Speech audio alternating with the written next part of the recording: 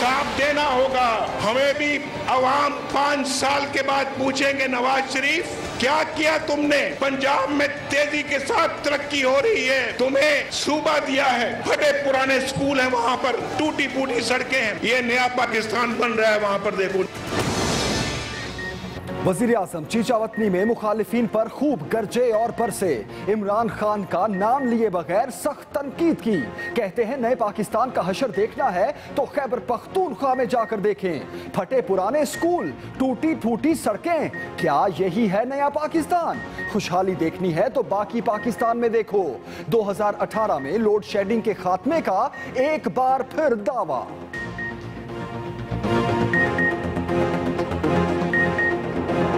Civil और military के जो तल्लुकात हैं उसका तनाजुर सियासी नहीं, उसका तनाजुर कौमी। डॉन लीग्स में अगर हुकूमत को किसी शख्स को, किसी फर्द को या किसी ग्रुप को बचाना होता, छुपाना होता तो इस पर 2 कमेटीज न बनती। न्यूज लीक्स का मामला अब खत्म हो गया। दुश्मन चाहते हैं सिविल मिलिट्री इदारों में लड़ाई हो और तमाशा लगे। वजीर आजम हाउस के हुक्मनामे की गलत तशहीर की गई। तहकीकाती कमेटी की रिपोर्ट पर मिनोअन अमल करने के अहकाम जारी किए थे। हुकूमत ने रिपोर्ट छुपानी होती तो तहकीकाती कमेटी ही क्यों बनाते?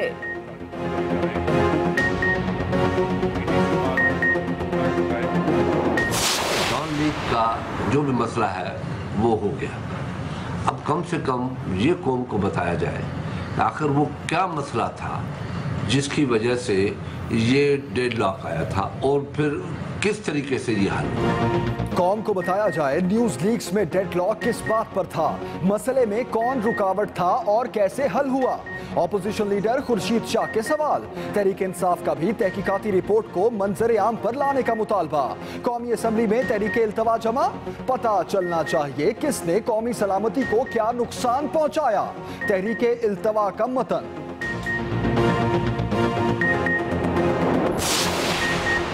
पानामा केस की तहकीकात के लिए JIT की बैठक इलेक्शन कमीशन ने वजीर आजम के 2013 से 2016 तक गोशवारों की तफसीलात JIT को भिजवा दी। इलेक्शन कमीशन का कहना है 2002 से पहले का रिकॉर्ड मौजूद नहीं और नवाज शरीफ 2002 से 2013 तक रुकन असेंबली ही नहीं थे। कैप्टन सफदर की असासों की तफसीलात भी JIT को भिजवा दी गई। ये PTI की जमात 18 साल से लूली लंगड़ी फिरती रही, इनको एक सीट न हासिल हुई। जो कहते थे कि हम सुनामी खान हैं, ये तो एक दिन नहीं चल सके अदालत का। आज ये भागे तुम धमाके। मुस्लिम लीग नून और PTI में अदालत के बाहर फिर लफ्जी जंग छिड़ गई। इमरान खान कहते हैं कि यूनियन काउंसिल से नक्शा पास कराया। कौन सी यूनियन काउंसिल नक्शे पास करती है? हनीफ अब्बासी का सवाल। दानियाल अजीज ने कहा कि इमरान बताएं इंतशार फैलाने के लिए फंड्स कहां से आते हैं। शफकत महमूद के नून लीग पर जवाबी वार। कहते हैं ऐसे लोग इल्जामात लगा रहे हैं जिनका अपना माजी दागदार है। पनामा का जब फैसला जिस तरह करीब आ रहा है, इनकी बुखलाहट बढ़ रही है और इन्होंने एक तय किया कि जी PTI को मुख्तलिफ केसेस में फंसाओ और ऐसे लोग बातें कर रहे हैं जिनका अपना माजी जो है वो दागदार है। वजीर आजम के इस्तीफे के लिए बुलाया गया रावलपिंडी बार का इजलास हंगामा आराई की नजर हो गया। नून लीग और PTI के हामी वकला में शदीद नारेबाजी। सदर बार ने नक्शे अमन के तहत इजलास खत्म करते हुए तमाम करारदादें मुस्तरद कर दी।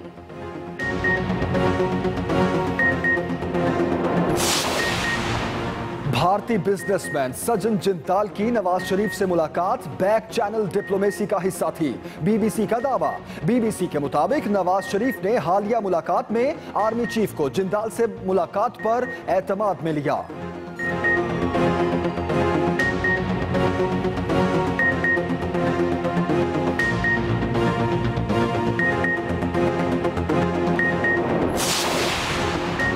भारत की दरख्वास्त पर आलमी अदालत इंसाफ की फुर्तियां। कुलभूषण के मामले पर पाकिस्तान को खत लिख दिया। दफ्तर खारजा का कहना है कि लीगल टीम जांच पड़ताल के बाद कोई फैसला करेगी। उधर आलमी अदालत ने केस की समाअत 15 मई को मुकर्रर कर दी।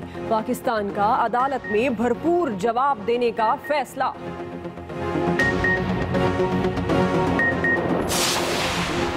भारतीय फौज की लाइन ऑफ कंट्रोल पर बार बार जारहियत। भारतीय डेप्यूटी हाई कमिश्नर की दफ्तर खारजा तलबी, जानबूझकर शहरी आबादी को निशाना बनाने की मजम्मत। गुज़श्ता रोज भारत ने 6 मकामात पर सीज फायर की खिलाफ वर्जी की। भारतीय फायरिंग से 1 शहरी शहीद और 2 जख्मी हुए। आर्मी चीफ का क्वेटा में फौज की मुख्तलिफ तनसीबात का दौरा। ISPR के मुताबिक general Qamar Javed Bajwa school of infantry and tactics में जारी कोर्सेज में नौजवान अफसरों से मिले।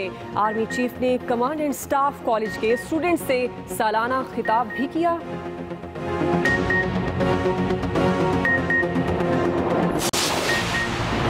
बिजली की लोड शेडिंग ने शहरे कायद का रास्ता देख लिया। कराची में तलब और रसद में 550 मेगावाट का शॉर्टफॉल। शहर में 12 घंटे लोड शेडिंग से लोग परेशान।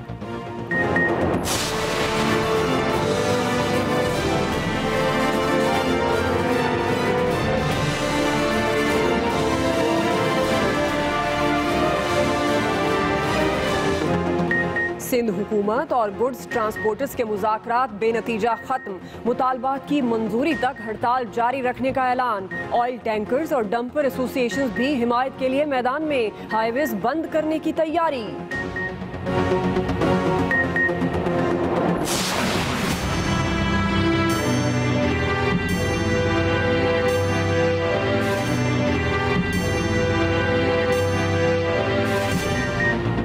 जहां जश्न थर मनाया जाता है, वहां लोगों के पास कफन के पैसे नहीं।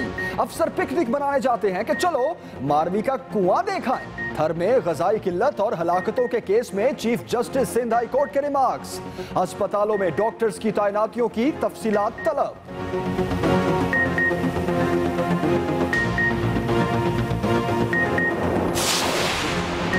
बानी MQM के रेड वारंट 15 जून से पहले जारी हो जाएंगे।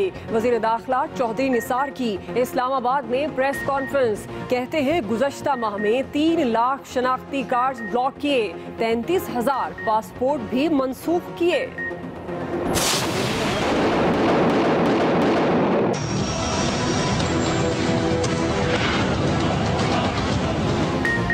चंद घंटे का एक्शन, 16 सालों की कैद। इस्लामाबाद के ब्लू एरिया को कई घंटे मफलूज बनाने वाला सिकंदर अब जेल की चक्की पीसेगा। इस्लामाबाद की अदालत ने सजा सुना दी। मुल्जिम की अहलिया को अदालत ने बरी कर दिया। मौलाना आजम तारिक कत्ल केस का मरकजी मुल्जिम 11 साल बाद पकड़ा गया। सब्तैन काज़मी 5 रोजा जिस्मानी रिमांड पर पुलिस के हवाले। अदालत का मुल्जिम का मेडिकल कराने का हुक्म। सब्तैन काज़मी को इस्लामाबाद एयरपोर्ट से बरतानिया फरार होने की कोशिश करते हुए धर लिया गया।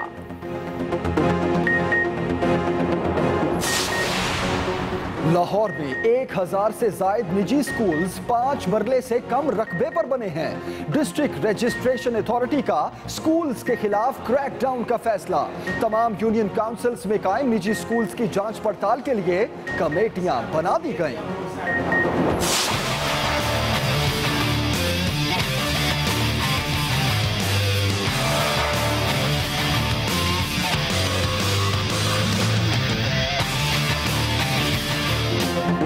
क्रिकेट करप्शन में मुलव्विस खालिद लतीफ के PCB पर इल्जामात। क्रिकेटर के वकील का कहना है कि खालिद लतीफ को हरासा किया जा रहा है। इंटरव्यू की रिकॉर्डिंग भी नहीं दी जा रही।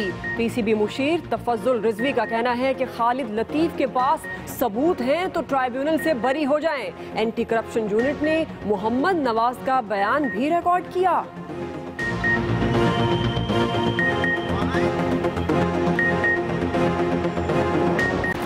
बख्तावर भुट्टो और आसिफा भुट्टो को बॉक्सिंग सीखने का शौक। आमिर खान से ट्रेनिंग ली।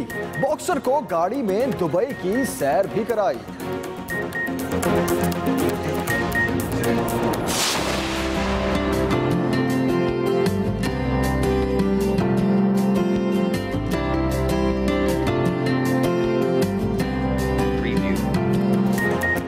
एक्सप्रेस मीडिया ग्रुप के तहत इस्लामाबाद में एजुकेशन एक्सपो का इख्तिताम। मुल्क भर से तलबा की भरपूर शिरकत। कामयाब एक्सपो के इनाकाद पर एक्सप्रेस को खराज तहसीन भी पेश किया। ये बहुत अच्छा मौका है हम सब स्टूडेंट्स के लिए अपना टैलेंट दिखाने के लिए। एक्सपो में आके हमें बहुत अच्छा लगा। थैंक यू एक्सप्रेस न्यूज़, आपने हमें लिए इतना अच्छा हमारी स्किल्स को एनहेंस करने के लिए मौका दिया। ये यूथ के लिए प्लेटफॉर्म है कि यहाँ पर उन्हें अपनी स्किल्स को पॉलिश करने का ना सिर्फ मौका मिलता है बल्कि यहाँ से उनकी करियर बिल्ड होता है।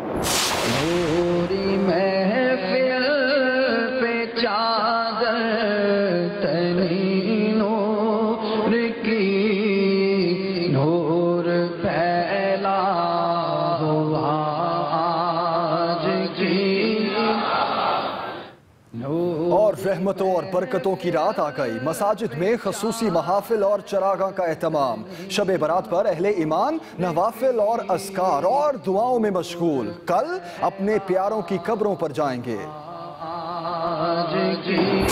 बुलेटिन का आगाज करेंगे अहम खबर से। वजीर आजम नवाज शरीफ की चीचावतनी में कप्तान पर लफ्जों की कारी ज़रब। कहते हैं किसी ने नए पाकिस्तान का हशर देखना है तो खैबर पख्तूनख्वा जाकर देखे। तुम्हें अल्लाह ने सूबा दिया, तुमने वहाँ क्या किया? खैबर पख्तूनख्वा में अस्पतालों का बुरा हाल है, सड़कें टूटी फूटी हैं। वजीर आजम ने यह भी कहा कि जो धरने देने आते हैं उनके सूबे में भी सड़कें हम बना रहे हैं। इल्जाम लगाने वालों को पाकिस्तान के कल्चर का शायद इल्म नहीं है। वजीर आजम नवाज शरीफ चीचावतनी में मौजूद थे। चीचावतनी में कप्तान पर लफ्जों की कारी ज़रब। कहते हैं किसी ने नए पाकिस्तान का हशर देखना है तो केपी जाकर देखें।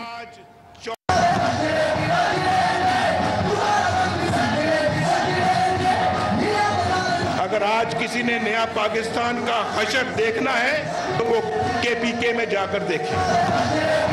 वजीर आज़म नवाज शरीफ का जारहाना अंदाज। चीचावतनी में मुखालफीन पर खूब गरजे और कुछ मशवरे भी दे डाले। भाई हिसाब देना होगा, हिसाब देना होगा। हमें भी अवाम 5 साल के बाद पूछेंगे नवाज शरीफ क्या किया तुमने। हम भी 5 साल के बाद अपना हिसाब देंगे और तुम भी अपना हिसाब दोगे।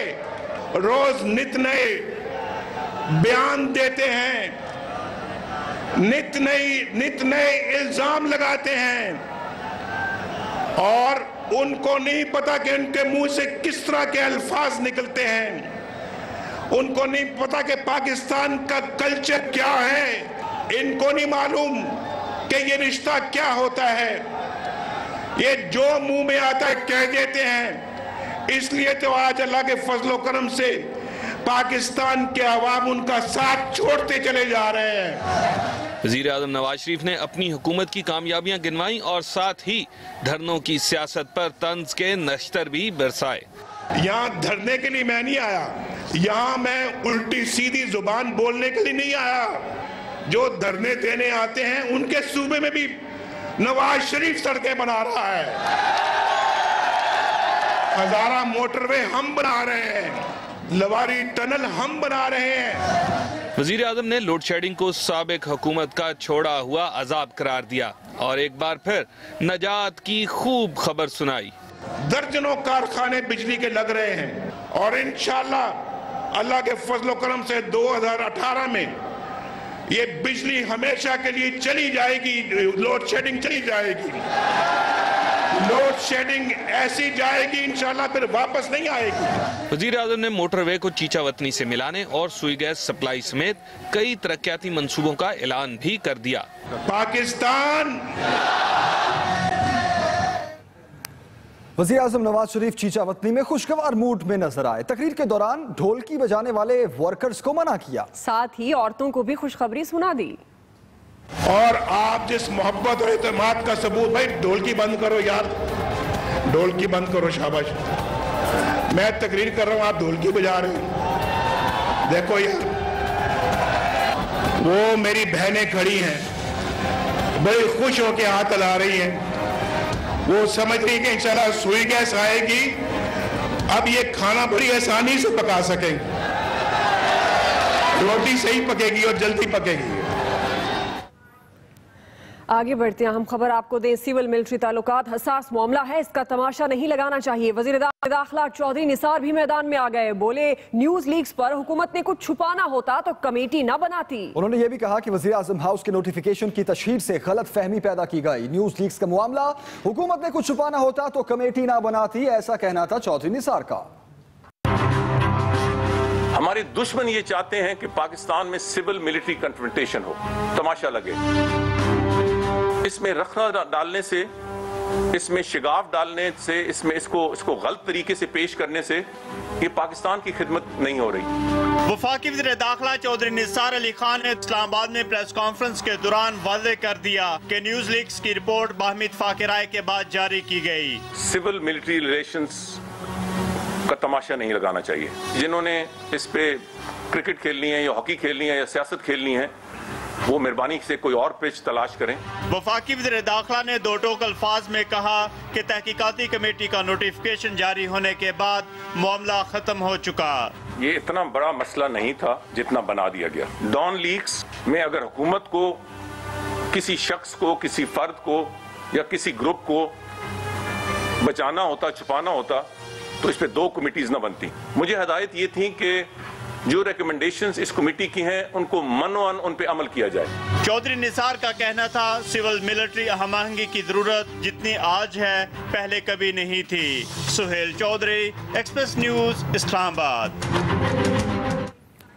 दूसरी जानिब तहरीक इंसाफ का न्यूज लीक्स रिपोर्ट सामने लाने का मुतालबा। कौमी असम्बली में तहरीक इल्तवा जमा करा दी। शीरी मजारी की तरफ से जमा कराई गई तहरीक इल्तवा में यह कहा गया है कि कौमी सलामती को नुकसान पहुंचाने वाले किरदारों का तयन और उन्हें मंजर आम पर लाना जरूरी है। तहरीक इंसाफ ने तहरीक इल्तवा जमा करा दी। तहरीक इल्तवा पाकिस्तान तहरीक इंसाफ की शीरी मजारी ने जमा कराई है। आपको अपडेट करें, कौमी सलामती को नुकसान पहुंचाने वालों का तयन और उन्हें मंजर आम पर लाना जरूरी है। तहरीक इल्तवा का ये मतन है। वज़ीर दाखिला और कोर कमांडर्स मीटिंग ने न्यूज लीक्स को कौमी सलामती का मसला करार दिया था। कौम को बताया जाए न्यूज लीक्स पर किस वजह से डेडलॉक हुआ। ऑपोजिशन लीडर खुर्शीद शाह का मुतालबा, कहते हैं ये किसी एक शख्स या इदारे का नहीं, कौमी सलामती का मसला है। बताया जाए कि कैसे हल किया गया। डॉन लीग का जो भी मसला है वो हो गया। अब कम से कम ये कौम को बताया जाए आखिर वो क्या मसला था जिसकी वजह से ये डेडलॉक आया था और फिर किस तरीके से ये हल हुआ। रीज़न क्या, क्योंकि ये नेशनल सिक्योरिटी का मसला है, किसी एक शख्स का, किसी एक अदारे का या किसी एक हाउस का काम नहीं है। ये मुल्क की सिक्योरिटी के अदारों का, मुल्क की सिक्योरिटी का मसला है। वफाकी वज़ीर दाखिला चौधरी निसार का तासुर सख्त मिजाज और संजीदा शख्सियत का है, लेकिन आज इस्लामाबाद में न्यूज कॉन्फ्रेंस के दौरान कुछ हट कर नजर आए और कहकहों से माहौल की संजीदगी को खुशगवार बनाते रहे। मजीद बताएंगे सुहेल चौधरी। सरफराज साहब बचाएं मुझे, इनसे इतने सवाल कराएं कि ये थक जाएंगे। संजीदा चेहरा, सख्त जुमले, मुस्कुराहट नाम को नहीं, ये होता है चौधरी निसार का न्यूज कॉन्फ्रेंस में अंदाज। बहुत ज्यादा मीडिया पे उसकी तशहीर भी की, लेकिन आज सब बदला बदला नजर आया। न्यूज लीक्स मामला हल होने के बाद चौधरी निसार का पहली बार मीडिया से सामना हुआ तो वो चुटकुले छोड़ते दिखाई दिए। उन्होंने सवाल जवाब से पहले ही सरकारी अफसर को मदद के लिए बुला लिया। सरफराज साहब बचाएं मुझे। वज़ीर दाखिला ने सहाफियों को फ्री हैंड दे डाला कि न्यूज लीक्स पर जितने सवालात कर सकते हैं करें। आप जरा नोट कर लें कि मैं आपसे नजरें नहीं मिला रहा। सहाफी एक के बाद दूसरा सवाल करते रहे और चौधरी निसार सूरत हाल से महजूज होते रहे। इनसे इतने सवाल कराएं कि ये थक जाएंगे और मेरे जवाब देने की गुजाइश ही ना हो। सहाफियों के सवालात 8 मिनट तक जारी रहे और वज़ीर दाखिला अहम सवालात नोट करते नजर आए। सहाफी भी वज़ीर दाखिला की रवायती अंदाज से हटकर न्यूज कॉन्फ्रेंस से महजूज होते रहे। Suhail Chaudhry, express news, Islamabad. चले डॉन लीग से सारे कुछ जी बोले टाइम बहुत थोड़े। डॉन लीग इसकी एलेबोरेशन भी कर दें यार, मैं आपसे नजरें नहीं मिला रहा। आगे बढ़ते हैं, हम खबर आपको दें। भारतीय बिजनेसमैन सज्जन जिंदाल की नवाज शरीफ से मुलाकात बैक चैनल डिप्लोमेसी का हिस्सा थी, ये बीबीसी ने दावा किया है। बीबीसी के मुताबिक नवाज शरीफ ने हालिया मुलाकात में आर्मी चीफ को जिंदाल से मुलाकात पर एतमाद में लिया। बिल्कुल, आपको बता चलें कि भारतीय बिजनेसमैन सज्जन जिंदाल की नवाज शरीफ से मुलाकात बैक चैनल डिप्लोमेसी का हिस्सा थी, ऐसा दावा किया है बीबीसी ने।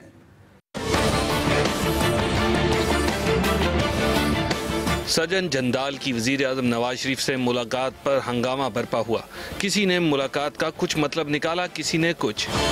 ऑपोजिशन ने भी इस मुलाकात को हुकूमत पर लफ्जी हमलों का अच्छा मौका जानकर इससे खूब फायदा उठाया। दफ्तर खारजा ने इस गैर रस्मी मुलाकात को निजी करार देते हुए इस पर बात करने से ही इनकार कर दिया, जबकि मरियम नवाज शरीफ ने ट्वीट पर अपने पैगाम में कहा था कि सजन जंदाल नवाज शरीफ के पुराने दोस्त हैं और दो दोस्तों की मुलाकात को गलत रंग ना दिया जाए। बीबीसी ने दावा किया है कि पाकिस्तान की सिविल क़यादत ने फौज के आला हुक्काम को बताया है कि भारतीय ताजर सजन जंदाल के साथ वजीर आज़म नवाज शरीफ की मुलाकात बैक चैनल डिप्लोमेसी का हिस्सा थी। बीबीसी के मुताबिक वजीर आज़म नवाज शरीफ ने अपनी एक हालिया मुलाकात में सजन जंदाल के दौरा पाकिस्तान के बारे में army chief general Qamar Javed Bajwa को एतमाद में लिया है। बरतानवी इदारे का मानना है कि वजीर आज़म ने फौजी क़यादत को बताया है कि सजन जंदाल अहम भारतीय हुक्काम की इमा पर इनसे मिलने आए थे, जो कशीदगी कम करने की कोशिश का हिस्सा थी। बीबीसी का कहना है कि फौजी क़यादत ने भी सजन जंदाल की वजीर आज़म से मुलाकात के बारे में अपने अफसरों को एतमाद में लिया है। जनरल कमर जावेद बाजवा ने अपने साथियों को बताया है कि सजन जंदाल की वजीर आज़म से मुलाकात बैक चैनल डिप्लोमेसी का हिस्सा है। रिपोर्ट में मजीद बताया गया है कि फौजी क़यादत ने वादे किया है कि भारतीय जासूस कलभूषण किसी भी मौके पर बैक चैनल या सफारती सतह पर होने वाले राब्तों का मौजू नहीं होंगे। फौजी क़यादत का इस बारे में मौक़िफ़ है कि कलभूषण को किसी कीमत पर भी किसी लेन देन का हिस्सा नहीं बनाया जाएगा और वो ज़रूरी कानूनी कार्रवाइयाँ पूरी होने के बाद अपने मंतकी अंजाम को पहुँचेंगे। और अभी कुछ बात करते हैं भारत की चालाकियों की। जासूस कुलभूषण की सजाए मौत रुकवाने के लिए आलमी अदालत इंसाफ पहुंच गया। भारतीय दरख्वास्त की समाअत 15 मई को होगी। पाकिस्तान ने भारतीय दरख्वास्त का भरपूर जवाब देने का फैसला किया है। भारतीय दरख्वास्त की समाअत 15 मई को होगी। भारत की चालाकियां, जासूस कुलभूषण की सजाए मौत रुकवाने के लिए आलमी अदालत इंसाफ पहुंच गया। अभी एक और अहम खबर आपको दें। बख्तावर भुट्टो और आसफा भुट्टो को बॉक्सिंग सीखने का शौक। आमिर खान से ट्रेनिंग ली, बॉक्सर को गाड़ी में दुबई की सैर भी कराई। जी हाँ, ये आप वीडियो भी देख सकते हैं। बख्तावर भुट्टो और आसिफा भुट्टो को बॉक्सिंग सीखने का शौक। आमिर खान से ट्रेनिंग भी ली इन्होंने और बॉक्सर को गाड़ी में दुबई की सैर भी कराई। और ये वीडियो आप देख सकते हैं बॉक्सिंग सीखते हुए। इससे पहले हम आपको वीडियो दिखा रहे थे जिसमें आमिर खान, बख्तावर भुट्टो और आसिफा भुट्टो गाड़ी में मौजूद है। ये वो वीडियो है। बख्तावर भुट्टो और आसिफा भुट्टो को बॉक्सिंग सीखने का शौक, आमिर खान से ट्रेनिंग ली। जी हाँ, आमिर खान से ट्रेनिंग भी ली और बॉक्सर को गाड़ी में दुबई की सैर भी कराई।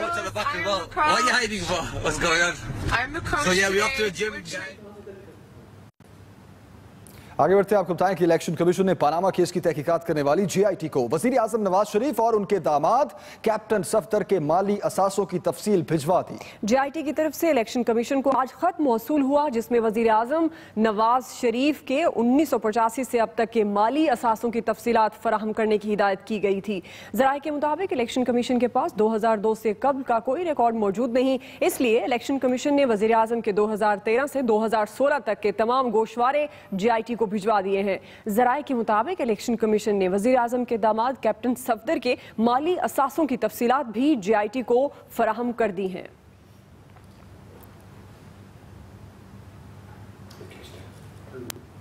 सुप्रीम कोर्ट में इमरान खान की नाअहली केस में तहरीक इंसाफ के वकील ने इमरान खान से मुशावरत के लिए वक्त मांग लिया। जस्टिस उमर अता बंतियाल कहते हैं कि मजीद दलाइल दरकार होंगे। मोहलत देने का यह मतलब नहीं कि हमने दलाइल मान लिए। इमरान खान की नाअहली से मुताल्लिक हनीफ अब्बासी की दरखास्त पर समाअत चीफ जस्टिस मियां साकिब निसार की सरबराही में 3 रुकनी बेंच ने की। पीटीआई के वकील अनवर मंसूर ने कहा कि इमरान खान से राब्ता नहीं हो सका, वो शहर से बाहर हैं। अदालती राय पर गौर किया, अहम मामला है, इसलिए पार्टी चेयरमैन से हिदायत लेना जरूरी है। वकील दरखास्त गुजार अकरम शेख ने कहा कि मामला बिल्कुल साफ है, अदालत जो भी फैसला करे कबूल होगा। अदालत ने समाअत 23 मई तक मुलतवी कर दी। अदालत के बाहर कटहरा लगना मामूल बन चुका। आज भी मुस्लिम लीग नून और तहरीक इंसाफ के रहनुमा खूब बोले। हनीफ अब्बासी ने सवाल उठाया। इमरान खान कहते हैं यूनियन काउंसिल से बनी गाला के घर का नक्शा पास कराया। कौन सी यूनियन काउंसिल नक्शा पास करती है? पीटीआई रहनुमा भी जवाबी वार करते रहे।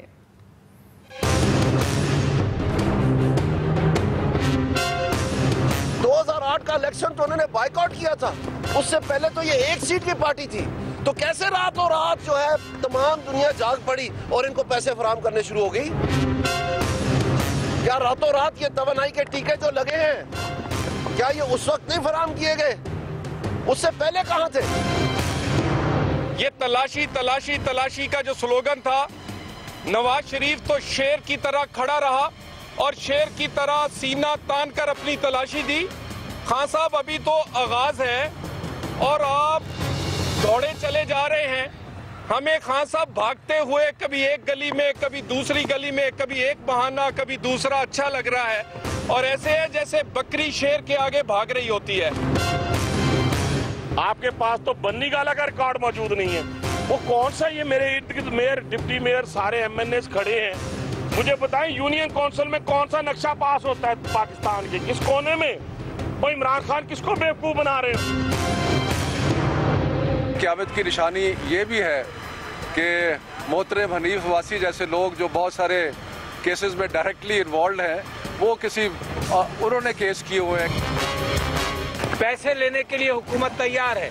ओवरसीज से जो 20 अरब डॉलर हर साल आते हैं वो इनकी मईशत के लिए ऑक्सीजन का काम करते हैं और वहाँ पर ये इसके लिए तैयार नहीं है कि ओवरसीज पाकिस्तानी को वोट का हक मिले। ये वाज़ेह होना चाहिए कि क्या मरियम साहबा और फहद हसन फहद इनका क्या रोल था? क्या कमीशन ने इनके बयानात लिए या नवाज शरीफ के कहने पर इनके बयानात ही नहीं लिए गए?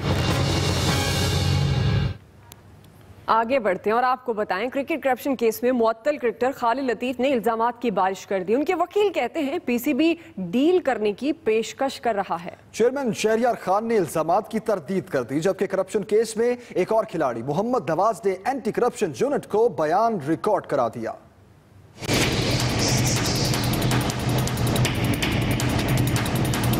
क्रिकेट करप्शन केस में मुअत्तल खिलाड़ी PCB को आंखें दिखाने लगे। खालिद लतीफ ट्रिब्यूनल में पेश होने की बजाय इल्जामात लगाने लगे। क्रिकेटर के वकील ने पाकिस्तान क्रिकेट बोर्ड पर इल्जाम लगाया कि PCB करप्शन मामले पर डील की पेशकश कर रहा है। क्रिकेटर को इल्जामात मानने पर मजबूर किया जा रहा है। उधर PCB के कानूनी मुशीर तफज्जुल रिजवी ने खालिद लतीफ के वकील के इल्जामात को दीवाने का ख्वाब करार दिया। कहते हैं, अगर हमारे पास कोई सबूत नहीं तो क्रिकेटर पेशी से भाग क्यों रहे हैं? बार बार ये कहा जा रहा है कि उनके खिलाफ कोई मटीरियल नहीं। अगर उनके खिलाफ कोई मटीरियल नहीं है और कुछ नहीं है तो वो आके ट्रिब्यूनल को फेस क्यों नहीं करते? वो बार बार हाई कोर्ट क्यों जाते हैं? ये बड़ी एक इंटरेस्टिंग बात है, हैरानकुन बात है। चेयरमैन शहरियार खान ने भी इल्जामात की तरदीद कर दी है। उनका कहना है, किसी खिलाड़ी पर कोई दबाव नहीं। मोहम्मद इरफान ने गलती तस्लीम की, उन्हें भी मुआफ नहीं किया गया। हम इस बिजनेस में है ही नहीं कि किसी के ऊपर प्रेशर डालें। उनके खिलाफ एक केस है, केस पे अगर वो ऐसे कदम उठाते हैं जिससे कि उन्हीं का फायदा होता है तो ठीक है, हम उन्हें इनकरेज करते हैं। खालिद लतीफ के वकील ने 3 रुकनी ट्रिब्यूनल पर भी एतराज उठाया, जबकि तफज्जुल रिजवी कहते हैं कि केस का फैसला ट्रिब्यूनल ही करेगा।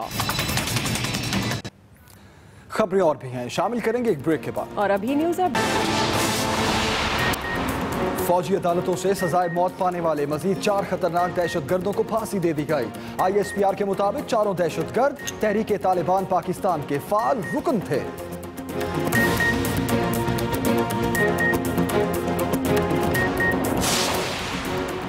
कराची के इलाके गुलिस्तान जौहर में रेंजर्स की कार्रवाई, दुकान में छुपाया असलहा बरामद। तर्जुमान रेंजर्स के मुताबिक असलहा MQM लंदन के शरपसंद अनासिर ने दहशतगर्दी की नीयत से छुपा रखा था।